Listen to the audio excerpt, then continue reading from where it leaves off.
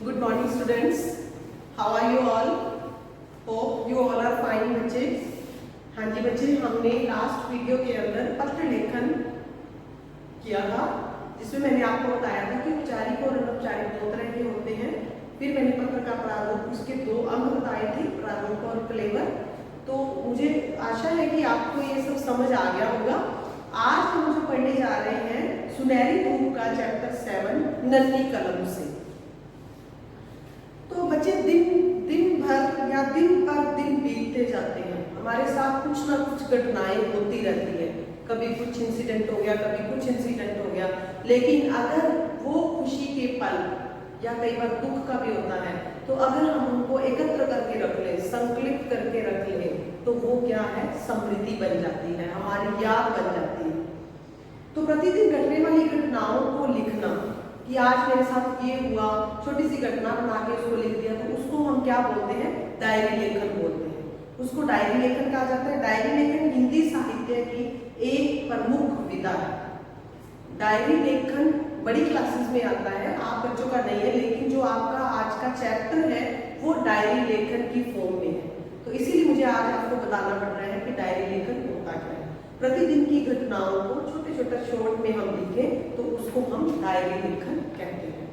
तो आपके इस आज के चैप्टर के अंदर यहाँ पे डेट डाली हुई है कि शुक्रवार के दिन क्या हुआ, शनिवार के दिन क्या हुआ और रविवार के दिन क्या हुआ. सबसे पहले वो शुक्रवार का दिन बता रही है. वर्तिका नाम की एक लड़की है कि आज हिंदी की अध्यापिका ने हमारी हिंदी की कापियां जांचने के लिए मंगवाई थी. जैसे कि आपको टीचर बोल देता है कि बेटे अपनी नोटबुक्स लेके आना, हम करेक्शन कर देंगे. मैं अपनी कापी घर पर ही भूल गई थी.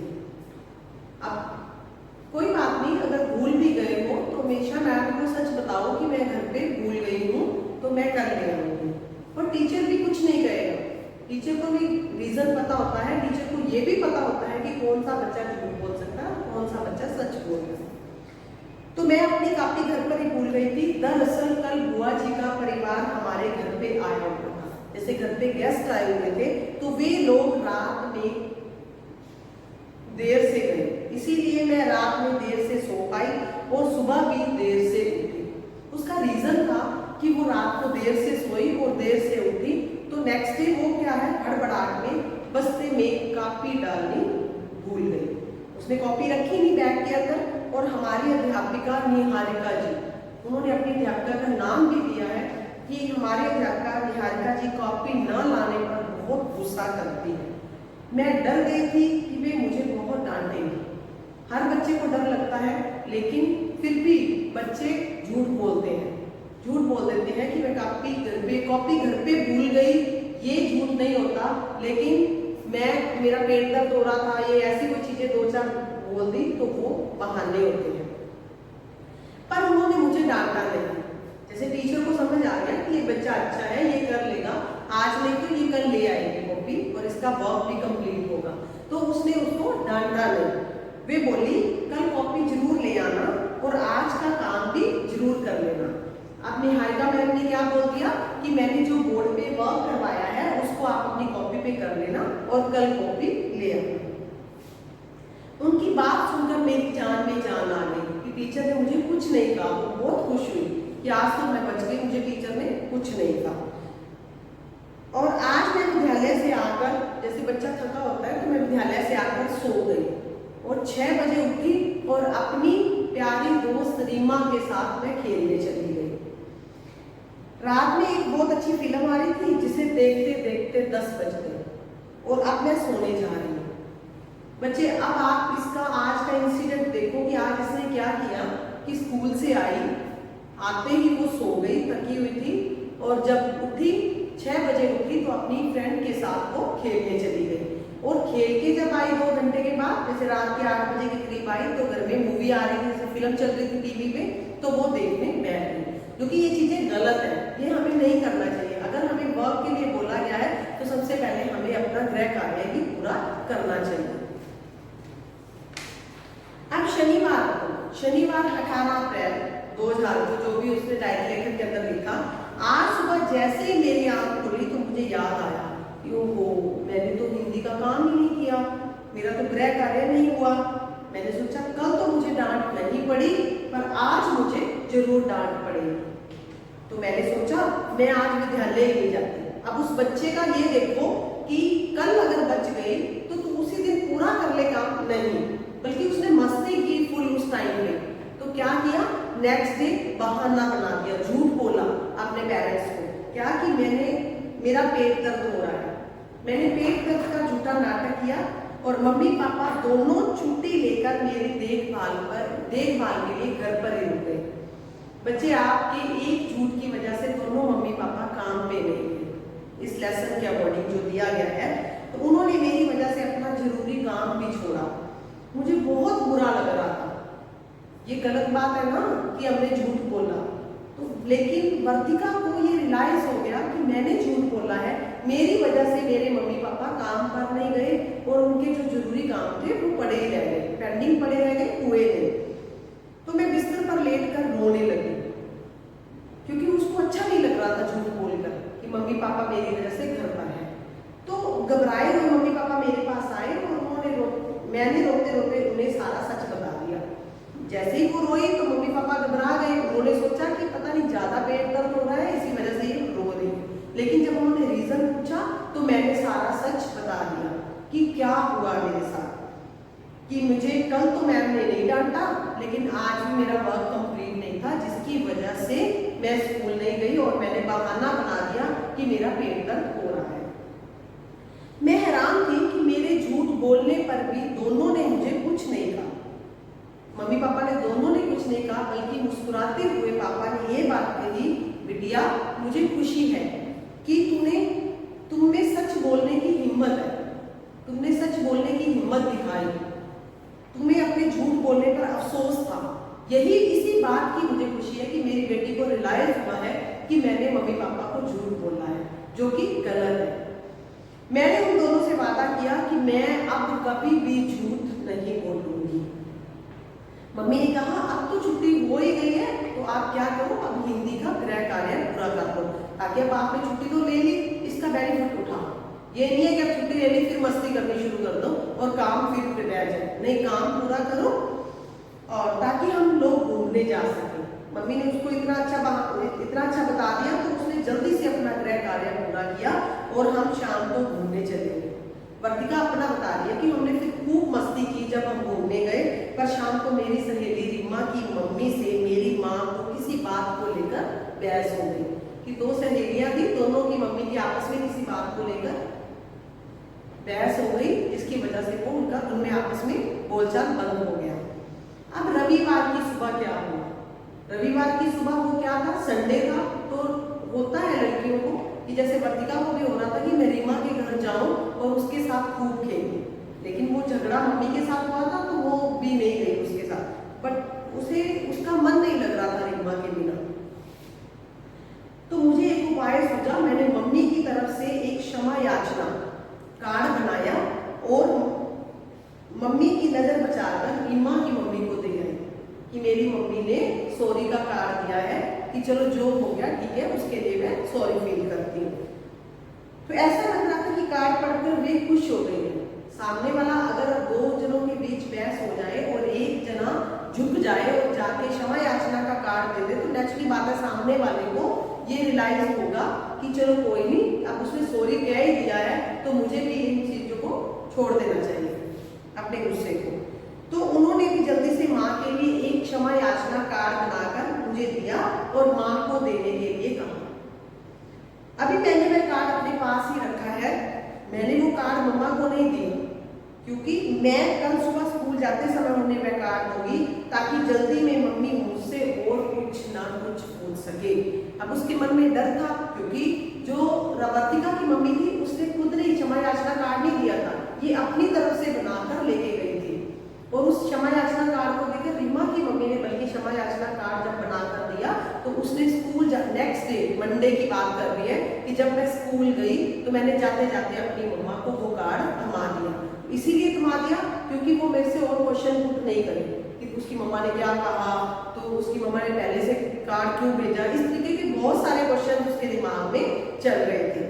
तो अब सोचकर बताओ कि वर्तिका के स्कूल से वापस आने पर उसकी माँ ने क्या किया होगा, ये डायरी लेखन के अंदर एक क्वेश्चन डाल दिया है जिसका उत्तर आप सब लोग अपने क्रिएटिव माइंड से मुझे दोगे और मैं फिर आपको इसका आंसर जरूर बताऊंगी। इसका आंसर तब बताऊंगी जब हम इसका अभ्यास कार्य करेंगे। तो कृपया आप इस स्टोरी को खुद से मेरे साथ साथ अच्छे से पढ़ना और ध्यान से सुनना। स्टोरी कितनी अच्छी है और है भी सारे आप विद्यार्थियों के ऊपर है या आप स्टूडेंट्स के ऊपर कि वो बच्चे ने कैसे झूठ बोला फिर उसने रियलाइज नहीं किया। तो मैं भी चाहती हूँ कि बेटे आप भी लाइफ में कभी झूठ नहीं बोले, हमेशा सच का साथ दें। अगर एक सच बोलोगे तो बार बार उसको वो एक ही रहेगा, लेकिन अगर झूठ बोलोगे तो झूठ बदलता रहता है। एक झूठ के साथ हमने एक झूठ और लगा दिया, फिर एक झूठ और लगा दिया। इस तरीके से झूठ तो एक था लेकिन उसके साथ हमने कितने और झूठ बोले ये तब हमें रियलाइज ही नहीं होता। क्यों? क्योंकि हम अपनी गलती को छुपा रहे होते हैं। हम सामने वाले को बताना नहीं चाहते कि हमने झूठ बोला है। लेकिन जो बड़े लोग होते हैं जैसे टीचर है, पेरेंट है, वो समझ जाते हैं कि बच्चे ने झूठ बोला है, क्योंकि बच्चे का प्रॉपर आंसर ही नहीं आ रहा। पहली बार कुछ और आ रहा है, दूसरी बार उसका उत्तर कुछ और है, तीसरी बार कुछ और है, लेकिन सच एक होता है। सच कभी चेंज नहीं होता, कभी बदलता ही नहीं है। झूठ के पैर नहीं होते, हमने सुना ना, झूठ के पैर नहीं होते। इसका मतलब क्या है कि झूठ बदलता रहता है। कभी पहले कुछ और बोल दिया, फिर और कोई बहाना लगा दिया, फिर और कोई बहाना लगा दिया, जो कि गलत है। और बच्चे, मेरी आपसे यही उम्मीद है कि आप सारे बच्चे कभी भी झूठ नहीं बोले, हमेशा सच का साथ दें और लाइफ में आगे बढ़ते रहे, ताकि आपको जिंदगी में हर कदम पर सफलता मिले। धन्यवाद। मोती दिन पर दिन बीतते जाते हैं, घटनाएं घटती रहती हैं। अगर इन्हें लिखकर संकलित कर लिया जाए तो ये स्मृतियां बन जाती हैं। प्रतिदिन घटने वाली घटनाओं को लिखना डायरी लेखन कहलाता है। डायरी लेखन हिंदी साहित्य की एक प्रमुख विधा है। शुक्रवार 17 अप्रैल 2000। आज हिंदी की अध्यापिका ने हमारी हिंदी की कॉपियां जांचने के लिए मंगवाई थी। मैं अपनी कॉपी घर पर ही भूल गई थी। दरअसल कल बुआ जी का परिवार हमारे घर आया था। वे लोग रात में देर से गए, इसलिए मैं रात में देर से सो पाई और सुबह भी देर से उठी। सुबह हड़बड़ाहट में बस्ते में कॉपी रखना भूल गई। हमारी अध्यापिका निहारिका जी कॉपी न लाने पर बहुत गुस्सा होती हैं। मैं डर गई थी कि वे मुझे बहुत डांटेंगी, पर उन्होंने मुझे नहीं डांटा। वे बोली, कल कॉपी जरूर ले आना और आज का काम भी जरूर कर लेना। उनकी बात सुनकर मेरी जान में जान आई। आज मैं विद्यालय से आकर सो गई। 6 बजे उठी और अपनी प्यारी सहेली रीमा के साथ बाहर खेलने चली गई। रात में एक बहुत अच्छी फिल्म आ रही थी, जिसे देखते देखते 10 बज गए। अब मैं सोने जा रही हूँ। शनिवार 18 अप्रैल 2000। आज सुबह जैसे ही मेरी आँख खुली, मुझे याद आया कि मैंने हिंदी का गृह कार्य नहीं किया है। मैंने सोचा कल तो मुझे डांट नहीं पड़ी, पर आज जरूर पड़ेगी। मैंने सोचा कि मैं आज विद्यालय ही नहीं जाती। मैंने पेट दर्द का झूठा नाटक किया। मम्मी पापा दोनों छुट्टी लेकर मेरी देखभाल के लिए घर पर ही रुके। उन्हें मेरी वजह से अपना जरूरी काम छोड़ना पड़ा। मुझे बहुत बुरा लग रहा था। मैं बिस्तर पर लेटकर रोने लगी।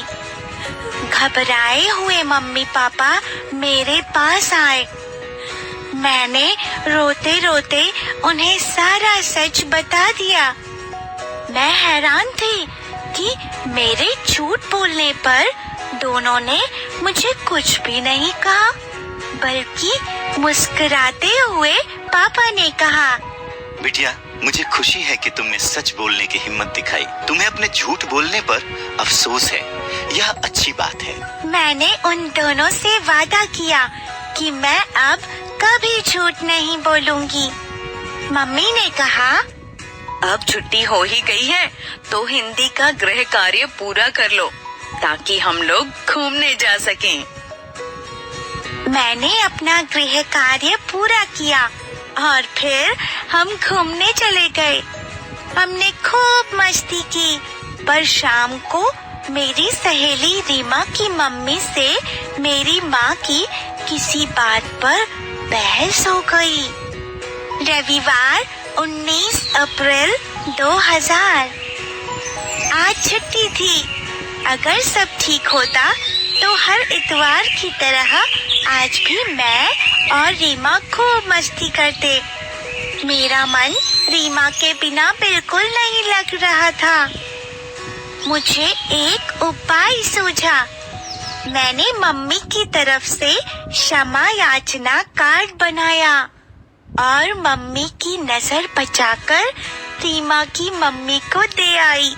ऐसा लग रहा था कि कार्ड पढ़कर वे खुश हो गईं। उन्होंने भी जल्दी से माँ के लिए एक क्षमा याचना कार्ड बनाकर मुझे दिया और माँ को देने के लिए कहा। अभी मैंने वह कार्ड अपने पास ही रखा है। मैं कल सुबह स्कूल जाते समय उन्हें वह कार्ड दूंगी ताकि जल्दी में मम्मी मुझसे और कुछ न पूछ सकें। वर्तिका। 5